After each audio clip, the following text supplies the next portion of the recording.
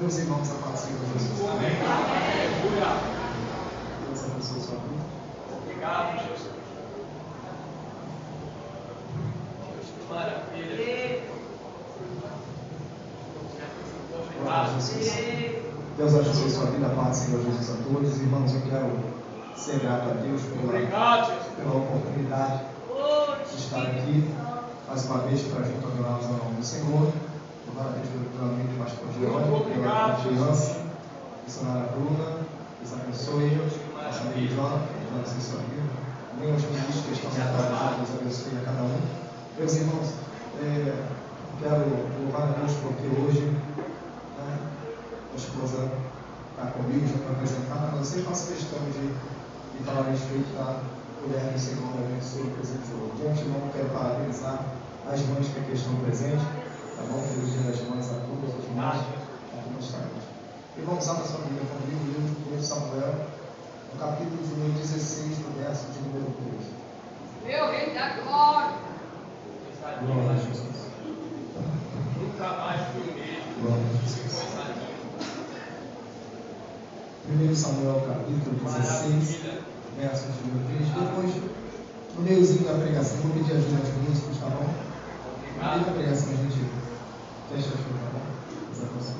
1 Samuel, capítulo 16, verso de número 3, se você que achou, diga amém. Amém! Diz assim o texto: E chama Jessé para o sacrifício, e te mostrarei o que haverás de fazer. E tu dirás para mim aquele que eu indicar. Então comigo aquele que eu indicar. Olha para o irmão que está aos olhos, para ele. Existe uma indicação de Deus. Meu Deus! Olha para uma sanção de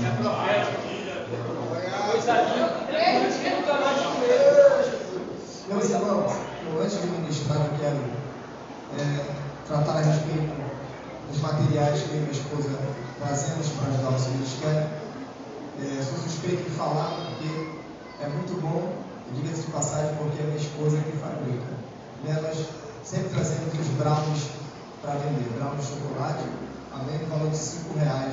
Se você no final puder e quiser nos abençoar, estaremos ali fora, tá bom? Adquira um brownie, abençoe alguém que está do seu lado com um brownie, após a sua janta, coma um brownie. Eu sempre digo isso, que crente não engorda, tá bom? Crente amplia o tempo do Espírito Santo. Então tem mais espaço para ele trabalhar. Então você pode comer um brownie tranquilo, sem preocupação, porque vai ser Deus para sua vida. Amém? Deus abençoe, irmão. Sem mais delongas, vamos ao que interessa. Meus irmãos, o livro de 1 Samuel, no capítulo de número 16, a qual nós lemos aqui, está inserido um texto muito conhecido, muito pregado, muito lido, e quem sabe você tenha ouvido muito a respeito desta narrativa bíblica nesta noite. Observe que o texto ao qual nós lemos está tratando para nós em um período em que Israel está passando por um período de transição. Que transição é esta? É que Deus está mudando o reinado de Israel. Observe que Deus vai levantar um moço por nome de Samuel. Quem é Samuel? Filho de Ana. E quem é Ana? Ana é esta mesma mulher que vai ao templo orar ao Senhor pelo seu milagre. E dentro de casa, Ana está sofrendo em excesso, porque a Bíblia diz que excessivamente a sua competidora a irritava. Observe que quando a narrativa bíblica trata de algo a respeito de excesso, está dizendo que algo que fugiu do limite, que ultrapassou o limite. Então, Ana está sobre o seu limite, mas o texto diz que de ano em ano, o seu esposo Eucana vai ao templo adorar ao Senhor. E mesmo sob pressão, mesmo sob perseguição, mesmo no seu limite, Ana não te isenta de ir ao templo adorar ao Senhor. Eucana tem duas mulheres, a saber, Penina e Ana. Porém, o texto diz que Eucana amava mais a Ana do que a Penina.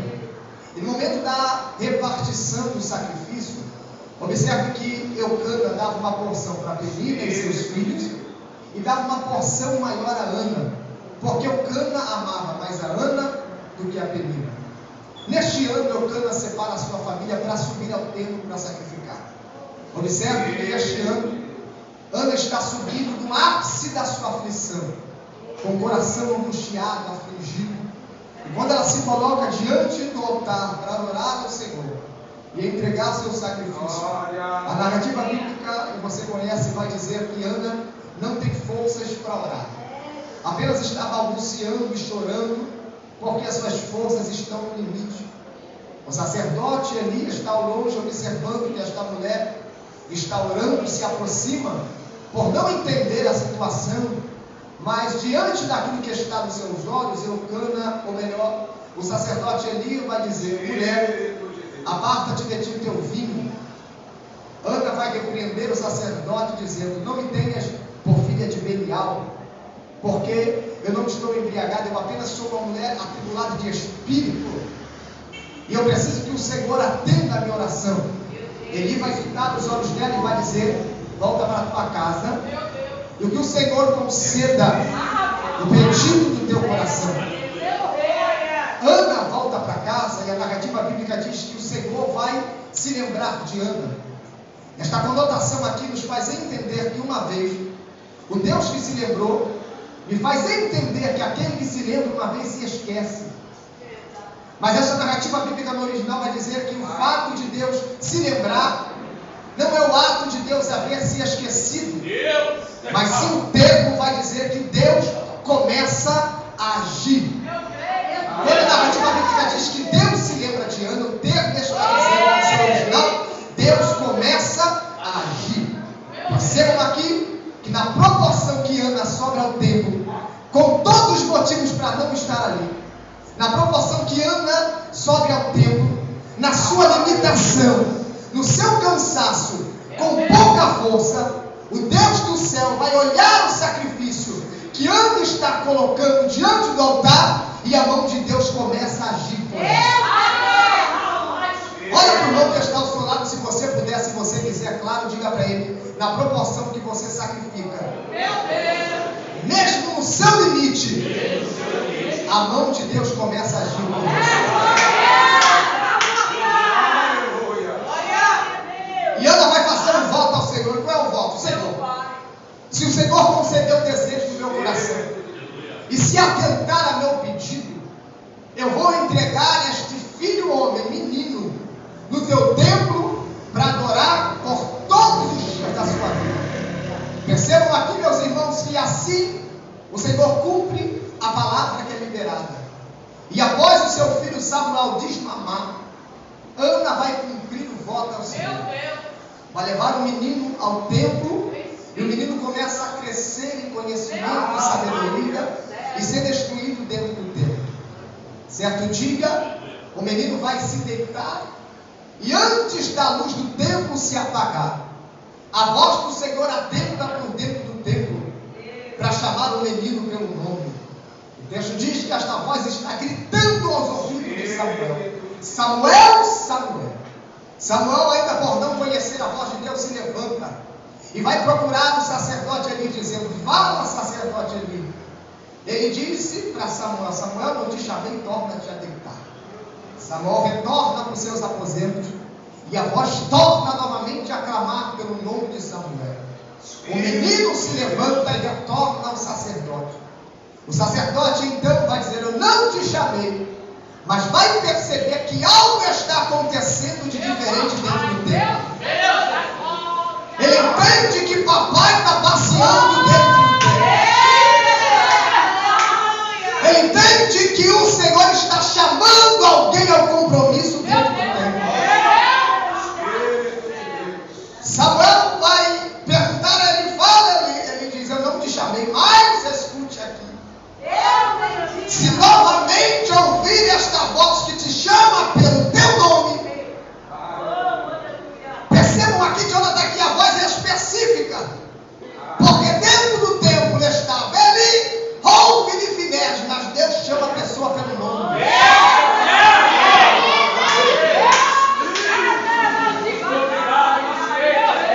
Porque Deus é específico no chamado do objetivo. Olha para o irmão que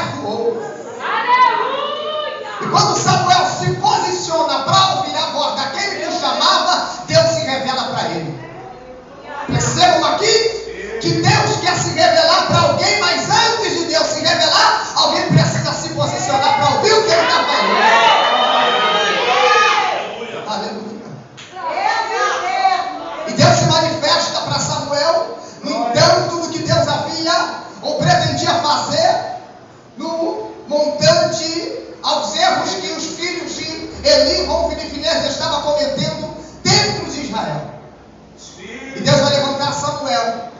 E Deus vai conceder sobre Samuel 3 atributos sobre ele. Samuel vai ser juiz, profeta e sacerdote. 3 atributos sobre os ombros de Samuel que é colocado sobre ele. Samuel é conhecido como juiz, profeta e sacerdote.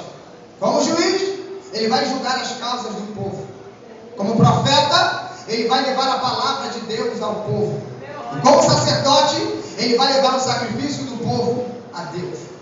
Percebam aqui, meus irmãos, que Deus levanta Samuel com uma grande responsabilidade para julgar a nação de Israel. E você conhece o texto, para não tomar muito tempo. Deus vai cobrar a casa de Eli. E a narrativa bíblica vai dizer que agora Samuel está derrotando a sua vida à nação de Israel. Samuel vai se entregar aos serviços da obra do Senhor. E ao longo da sua trajetória, ao longo da sua vida, Samuel vai exercer o chamado que Deus havia confiado a ele. O tempo se passa. Neste período que Samuel está vivenciando, é um período conhecido como período teocrático, que você conhece e bem sabe. Mas deixa eu trazer a memória aqui. Esse período é conhecido pelo período do governo de Deus. É o período teocrático, aonde Deus estava governando o povo. E a palavra de Deus era liberada para o profeta Samuel, e Samuel transmitia ao povo. Pois bem, senhoras e senhores, passados os anos, a nação de Israel começa a observar e perceber que todas as nações à sua volta têm um rei que se assenta no trono. Todas as nações à sua volta têm um rei que peleja as suas guerras. E isso vai parecer mal aos olhos da nação de Israel, que vai se reunir para cobrar a Samuel, a saber, porque todas as nações têm um rei e somente Israel não tem. Quando Samuel recebe esta palavra, isso vai parecer mal aos ouvidos de Samuel. Por quê? Porque Samuel vai dedicar ao longo da sua vida ao exercício do serviço para servir a nação de Israel. E um dos piores sentimentos que o ser humano pode sentir é o sentimento da ingratidão. Quando nós estendemos a mão para alguém e quando essa pessoa se levanta, vira as costas para nós. E o pior sentimento do ingrato é dizer: você fez porque você quis fazer, você ajudou porque você quis ajudar. Mas Samuel dá uma lição aqui para nós. Samuel não vai debater com a nação. Samuel não vai bater boca, discutir com o ingrato. O texto diz que Samuel se vira e vai orar ao Senhor.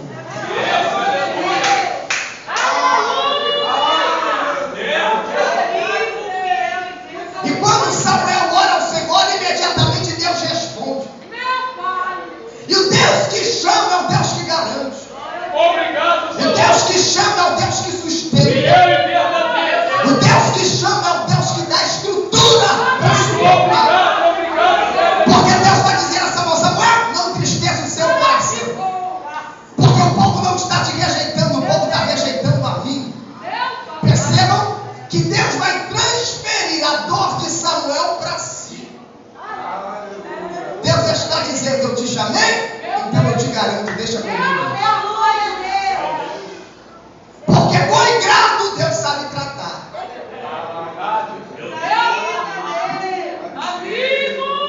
Com o ingrato Deus trata. Aí Deus vai dizer: Samuel, torna lá. Eu digo para ele: se ele quer o rei, eu vos darei o rei. Mas esse rei vai ser mau aos vossos olhos, vai saquear as vossas ovelhas. Mas diga: se ele quer, eu vos darei. Samuel retorna e é levantada uma eleição dentro das 12 tribos de Israel. E a Bíblia diz que dentro das 12 tribos, a saber, a tribo de Benjamim, da família mais pobre, de um homem chamado Quis, um moço que dos ombros para cima não tinha ninguém mais formoso como ele. Este moço se chama Saul. Saul vai ser escolhido e elegido dentre as 12 tribos de Israel. E a Bíblia diz que Deus vai dar um nome para Saul. A unção vai ser derramada sobre ele. Deus vai mudar a história dele. Deus vai exaltar Saul.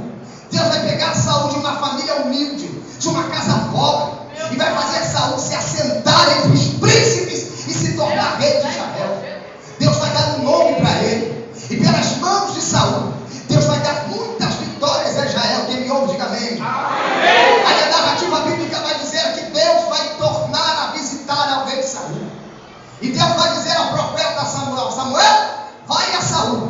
e mande que Saul aparelhe o seu carro, prepare o exército e saia a peleja contra os amalequitas. E esta é a ordem: que destrua todos a fio da espada e que não sobre ninguém, do menor para o maior. Esta é a ordem do Senhor. E assim Saul ouve a palavra de Deus, prepara o exército, pega a espada, pega a lança e vai para a guerra. O que acontece? Deus dá vitória para Saul, porque Deus estava com Saul. Percebam, senhoras e senhores, que agora Saul está altivo, se esquece das suas origens e se esquece da onde Deus tirou. Se esquece que quem deu nome para Saul foi Deus. Ele se esquece das suas origens e já não quer mais fazer aquilo que Deus manda, mas quer fazer aquilo que está no seu coração. E com altivo e com soberbo, Deus também trata. Aí a Bíblia diz que Saul vai trazer consigo os melhores das ovelhas, os melhores do gado, e como troféu ele vai trazer para dentro do arraial de Israel, vem Agag. E a narrativa bíblica diz que existe um alarido de festa dentro do arraial de Israel, mas tem alguém dentro do arraial que não é para estar, tem alguém no meio do povo que não é para estar. Porém, Samuel retorna a visitar ao rei Saul dizendo: e aí, Saul, como foi na guerra? Saul responde: uma vez mais Deus me deu vitória. Porém, quando o profeta se vira para sair da presença do rei, tem um ruído que soa e um alarido que brada por detrás de Saul. Glória a Deus. Saul tenta abafar. Opa. Saul tenta esconder. Saul tenta manipular o sistema para tentar abafar. Mas não há nada em oculto e escondido diante dos olhos dele que não vai lhe ser revelado. Porque o pecado faz barulho. O pecado grita. Saul está tentando esconder, mas o pecado vai vir à tona para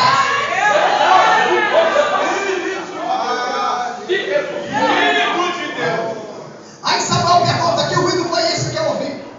Aí Samuel responde: eu trouxe os melhores das ovelhas para sacrificar, eu trouxe um rei Agag também como troféu. Aí Samuel vai dizer: é melhor obedecer do que sacrificar. Samuel vai estar dizendo: não tem como ter inversão de valores. Primeiro você obedece, depois sacrifica. Não tem como ter sacrifício se não tiver obediência. Saúl está tentando inverter os valores. Ele quer sacrificar para depois obedecer, mas o profeta diz: primeiro obedece para depois voltar a sacrificar. Porque Deus não recebe sacrifício de desobediente. Vamos lá. Samuel vai ser tomado de uma indignação. Vai pegar o rei dos amalequitas, pastor Jerônimo, vai tomar posse da sua espada e vai arrancar a cabeça do rei Agag no meio do arraial de Israel. Porque pecado é assim: ou você corta e mata pela raiz, ou ele vai crescer. Pega na mão desse irmão que está usando, ele vai diga para ele: corta, arranca, antes que cresça. Ele pode dar glória a Deus aí. Jesus de Nazaré. Aleluia. O que não é para estar no meio do arraial, Samuel arranca. Porque tem alguma coisa que está atrapalhando o crescimento. Então Samuel corta pela raiz. Não é dos nossos, então sai. Samuel vai se virar para sair da presença do rei Saul. Você conhece o texto, ele vai segurar nas vestes do profeta. E as vestes, obrigado pastor, as vestes se rasgam. E o texto diz que quando as vestes se rasgam, você conhece. O profeta diz para ele: assim como os vestidos se rasgam na tua mão, hoje Deus está partindo o reino de ti e está dando alguém melhor. O que o profeta está dizendo? Se for para fazer de qualquer maneira, Deus vai fazer. Porque Saul quer fazer de qualquer jeito. Mas a casa tem dono.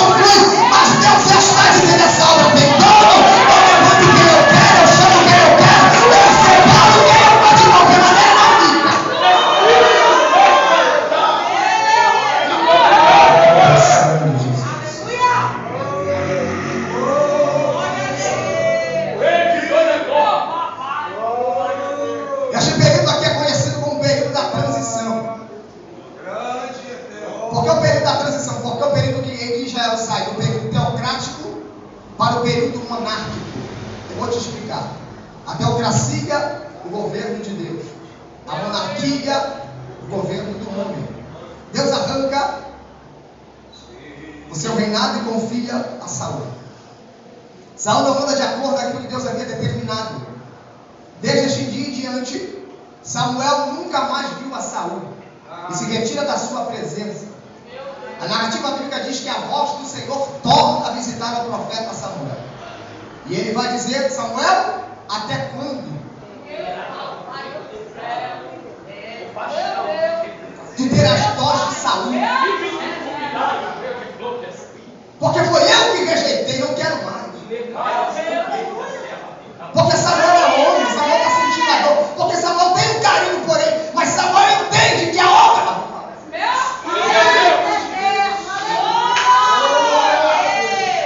não é por amizade, porque é bonzinho, legalzinho. Se Deus mandou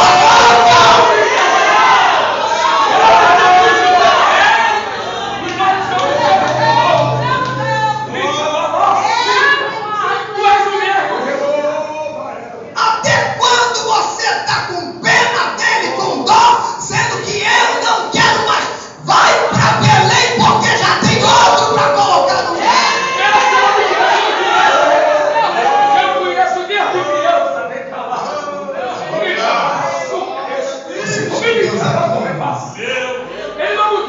Ele vai dizer: eis que a botija de azeite e vai para Belém. Enviar-te-ei à casa de Jessé, o belemita, porque dentre dos teus filhos eu já tenho escolhido um rei. O profeta ouve a voz de Deus e vai em direção a Belém. Existe alguém a ser o novo sucessor do rei Saul. Alguém que vai assumir o lugar de Saul. Percebam que quando Deus arranca Saul, Deus arranca não só Saul, mas sim toda a sua geração. Porque o sucessor de rei é o filho do rei. E quem deveria assumir o trono seria Jonas. Porém, por causa da desobediência, Deus arranca totalmente a linhagem da família de Saul para colocar outra pessoa. Porque Saul está abrindo mão da oportunidade que Deus proporciona para ele. E a oportunidade de Deus não se abre mão. Se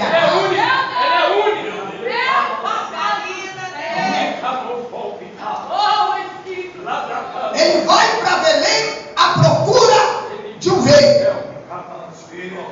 E percebam aqui, interaja comigo.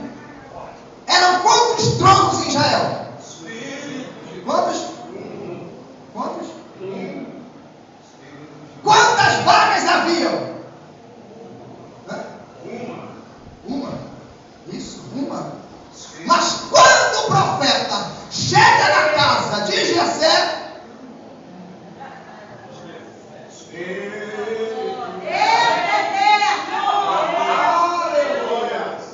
Jessé apresenta o filho mais velho por nome de Eliabe. E quem é Eliabe? Eliabe é que serve no exército de Israel. Sabe manusear a espada, sabe se defender com o escudo, é formoso, de boa postura, diante de uma ótica humana, tem todas as características para ser o novo rei. No entanto, que quando o profeta Samuel olha pela aparência, ele vai dizer: está diante de mim o novo rei de Israel. Nós não vamos julgar aqui a atitude do profeta. Por quê? Porque o profeta está acostumado a ungir pela aparência. Lembra aqui que alguns minutos atrás eu disse que dos ombros para cima não havia ninguém mais formoso como Saul?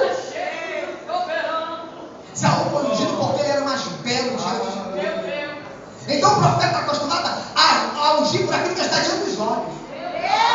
Mas quando ele chega na casa de Jessé, ele